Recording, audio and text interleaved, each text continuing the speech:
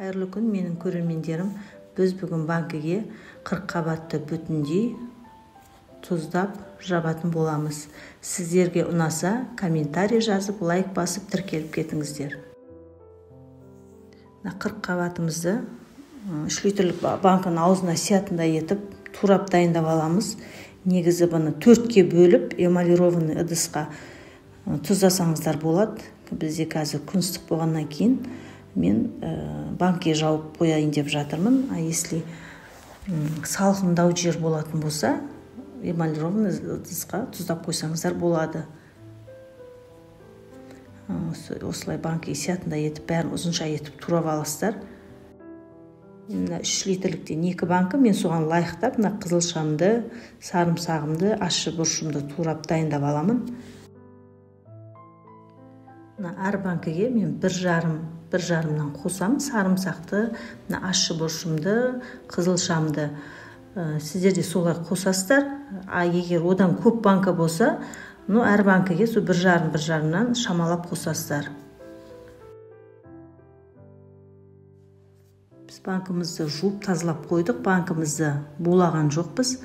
Енді бұл банкімізге жаңа қара домалақ бұрышымызды 15 штуктай салдық 3 литрлікке. Және лавр жапырақтарын, қызылшаларымызды, чесноктарымызды салып дайындап аламыз банкінің астына. Бұл 40 қабаттың ішіне жаңағы хрен, укроп, петрушка дегендер салудың қажеті жоқ. Егер банкін ашқан кезде 40 қабаттың ащылығы аз болып жатса, араларына сүзіп алып, араларына аджика жағып жесе болады. Енді 40 қабатымызды банкілерге саламыз. Эмалированный ыдыс болса, 40 қабатты 4-ке бөліп тұздасаңыздар, вообще шашылмай, өзінде қалпын сақтап тұрады. Біз банкіге шақтап турағаннан кейін шашылып жатыр.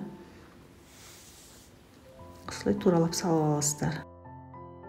3 литрлік банкіге толы ас қасық тұз салдым.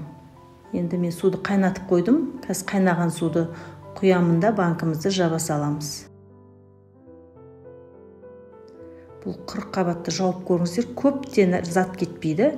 Үйіңізде бар затыңызбен жаба саласыз. Бізде Шымкентте күн ыстық болғаннан кейін мен осылай банкіге жауып қойып жатырмын 40 қабатымызды. Осылай шетіне жаба берсеңіздер де болады. Если салқын жақта болатын болса, эмалированный банкіге 40 қабатты 2-ге 4-ке бөліп жабасасаңыздар, өте керемет болады.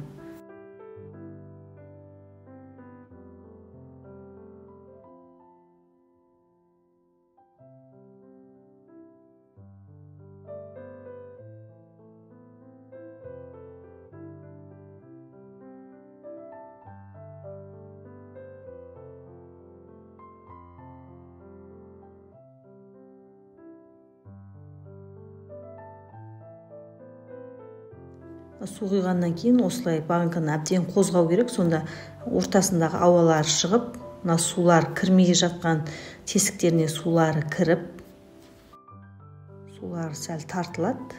Сосын суын қайтадан толтырып қоямыз. Сіздер де мен рецептімен 40 қабатты тұздап көріңіздер. Бәріңізге ұнайтынына сенімдімін. Менің рецептім сіздерге ұнаса, комментарий жазып, лайк басып, тіркеліп кетіңіздер. Бәрімізге ас болсын, жапқан банкаларымыз атылмай, дәмді болып шықсын.